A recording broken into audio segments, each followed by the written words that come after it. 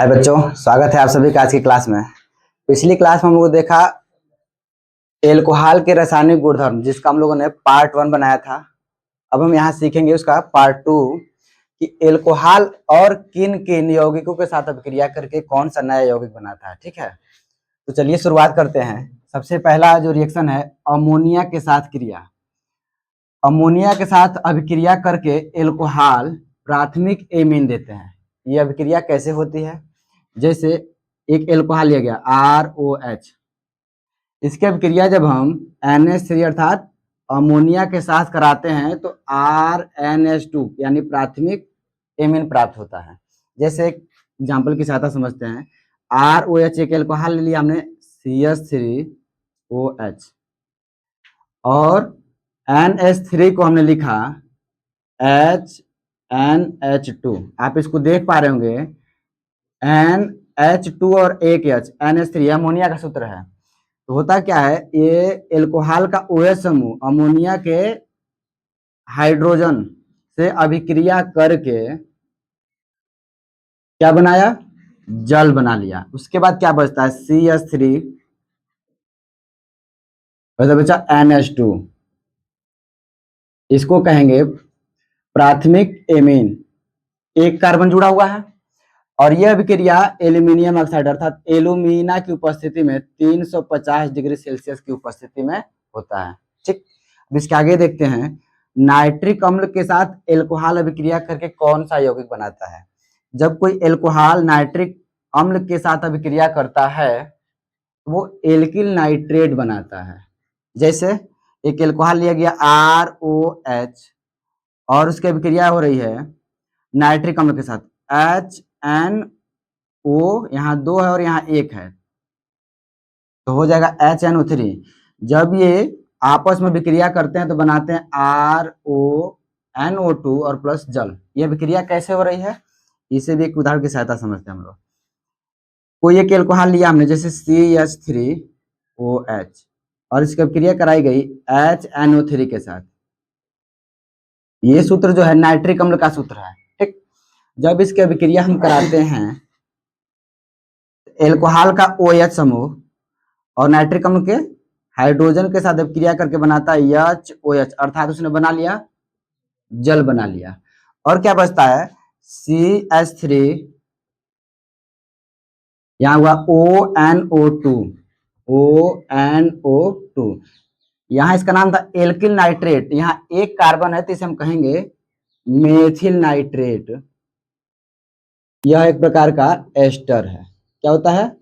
Ester होता है। ठीक है, अब इसके आगे का रिएक्शन हम देखते हैं कि एल्कोहल और किन के साथ अभिक्रिया करता है। ठीक है,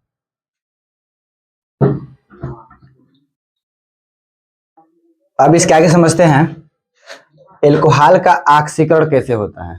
ठीक है, जब किसी एल्कोहल का ऑक्सीकरण करते हैं तो सबसे पहले वो कार्बोनिल यौगिक में परिवर्तित होता है जो पुनः ऑक्सीकृत होकर के कार्बोक्सिलिक अम्ल में परिवर्तित हो जाता है। जैसे हमें कोई एल्कोहल लिए जैसे RCH2OH, ये प्राथमिक 1 डिग्री एल्कोहल है। ठीक, इसका ऑक्सीडेशन कर रहे हैं अर्थात ऑक्सीकरण हम कर रहे हैं तो क्या मिलता है? RCH double bond O। ये C और O के बीच में डबल बॉन्ड है, न कि H और O। इसको हम ऐसे दिखाएंगे, ये नीचे की तरफ H हो गया। ठीक है, तो ये क्या है? C डबल बॉन्ड O, इसी को बोलते हैं कार्बोनिल यौगिक। C डबल बॉन्ड O को बोलते हैं कार्बोनिल यौगिक। और पुनः उसका जब हम क्या कराते हैं? ऑक्सीडेशन कराते हैं। ऑक्सीकरण का मतलब होता है ऑक्सीजन का जुड़ना और हाइड्रोजन का निकलना। तो यहाँ पे देखिए RCH, R C और H है, कितना ऑक्सीजन था?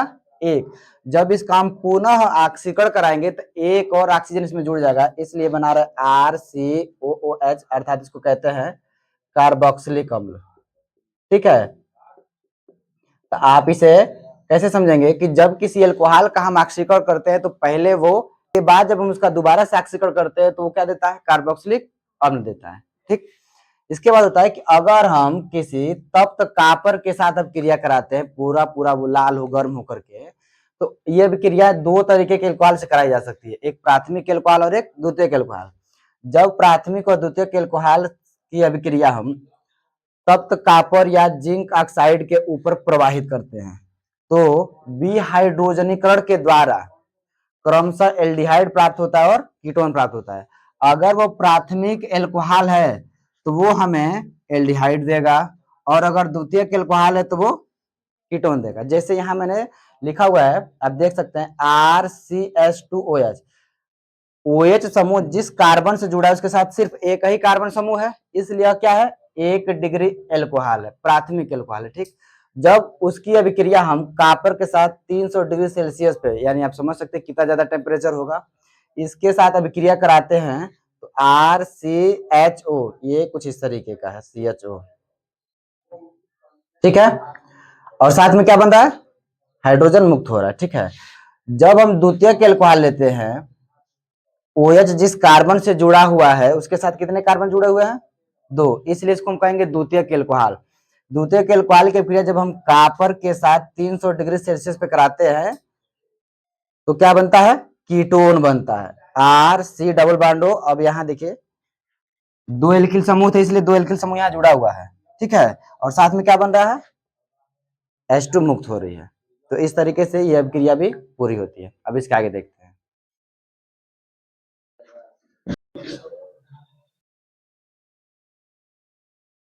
अब इस एल्कोहल के रासायनिक गुणधर्म में लास्ट के 2 रिएक्शन हम पढ़ते हैं, जो इसमें ये जो छठवां रिएक्शन है फेटान अभिकर्मक के सबसे महत्वपूर्ण है। तो शुरुआत करते हैं सबसे पहले हैलोजन के साथ क्रिया। ठीक है, हैलोजन प्राथमिक व द्वितीयक एल्कोहलों को क्रमशः एल्डिहाइड व कीटोन में बदल देता है।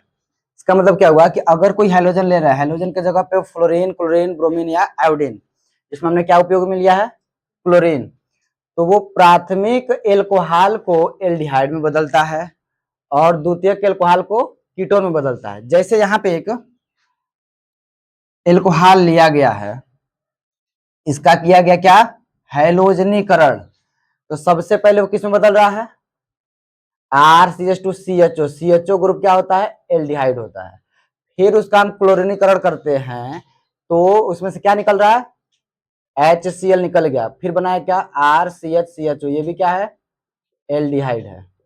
ठीक है, और फिर उसका हम क्लोरीनीकरण करेंगे तो फिर उसका क्या बनेगा, एल्डिहाइड ही बनता है।